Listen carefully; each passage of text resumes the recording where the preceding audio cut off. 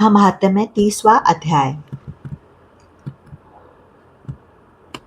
श्रावण मास महात्म्य के पाठ का एवं श्रवण का फल। ईश्वर बोले, हे संत कुमार, मैंने आपसे श्रावण मास का कुछ कुछ महात्म्य कहा है। इसके संपूर्ण महात्म्य का वर्णन सैकड़ों वर्षों में भी नहीं किया जा सकता है।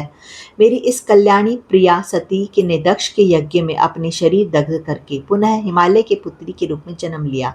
श्रावण मास में व्रत करने के कारण यह मुझे पुनः प्राप्त हुई, इसलिए श्रावण मुझे प्रियकर है। यह मास न अधिक शीतल होता है और न ही अधिक उष्ण होता है।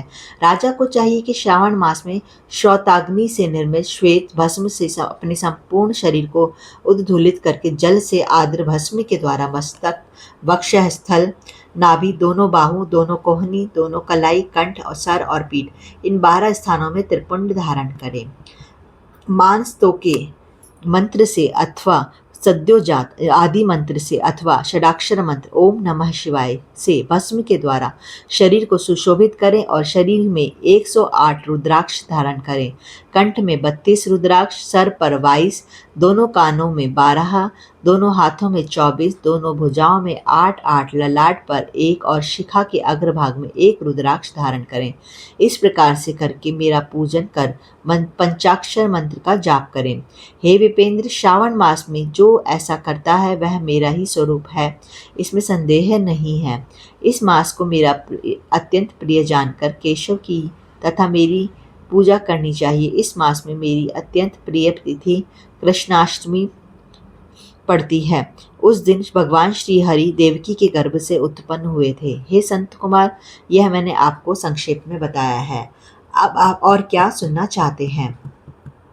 संत कुमार बोले, हे पार्वती पते, आपने श्रावण मास का जो जो कृत्य कहा उसे सुनकर आनंद सागर में निमग्न रहने के कारण और उनका वर्णन विस्तृत होने के कारण व्यवस्थित रूप से स्मृति नहीं बन पाई। अतः हे नाथ, अब क्रम से आपको सबको यथार्थ रूप से बताइए। सावधानी से सुनकर मैं भक्ति पूर्वक उन्हें धारण करूंगा। ईश्वर बोले, हे संत कुमार, श्रावण मास की शुभ अनुक्रमणिका को आप सावधान होकर सुनिए।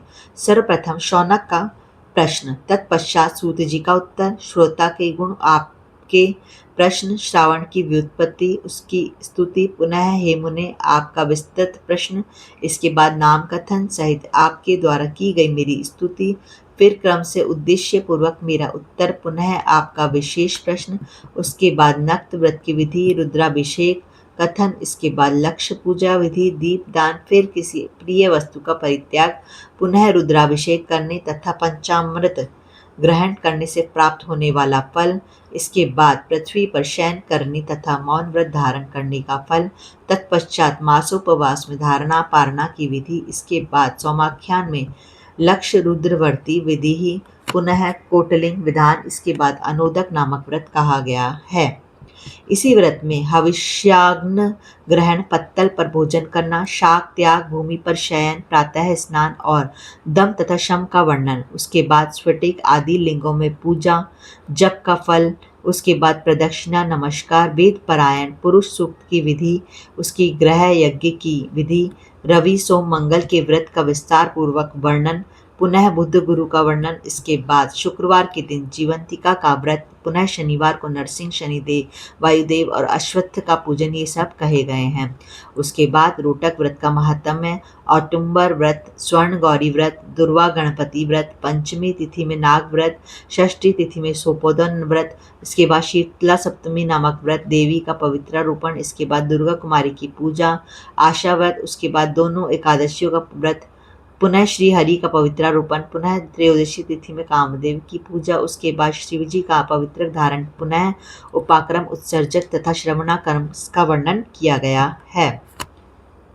बलि, हयग्रीव जन्मोत्सव, सभादीप, रक्षाबंधन, संकट नाशन व्रत, कृष्ण जन्माष्टमी व्रत तथा उसकी कथा, पिठोर नामक व्रत, पोला नामक वृष व्रत, कुश ग्रहण, नदियों का रजोधर्म, सिंह संक्रमण में गौपर प्रसव होने पर उसकी शांति, कर्क सिंह संक्रमण काल में तथा श्रावण मास में दान, स्नान, महात्म्य श्रवण, उसके बाद वाचक पूजा, उसके बाद अगस्त्य अर्घ्य विधि, फिर कर्मों तथा व्रतों के काल का निर्णय बताया गया है। जो श्रावण महात्म्य का पाठ करता है अथवा इसका श्रवण करता है वह इस मास में किए गए व्रतों का फल प्राप्त करता है। हे संत कुमार, आप इस शुभ अनुक्रम को अपने हृदय में धारण कीजिए। जो इस अध्याय को तथा श्रावण मास के महात्म्य को सुनता है वह उस फल को प्राप्त करता है जो फल सभी व्रतों का होता है। हे विपर्षे, अधिक कहने से क्या लाभ है? श्रावण मास में जो विधान कहा गया है उनमें से किसी एक व्रत का करने वाला मुझे प्रिय है।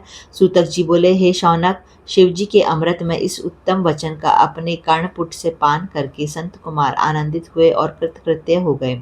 श्रावण मास की स्तुति करते हुए तथा हृदय में शिव जी का स्मरण करते हुए वे देवर्षि श्रेष्ठ संत कुमार शंकर जी से आज्ञा लेकर चले गए।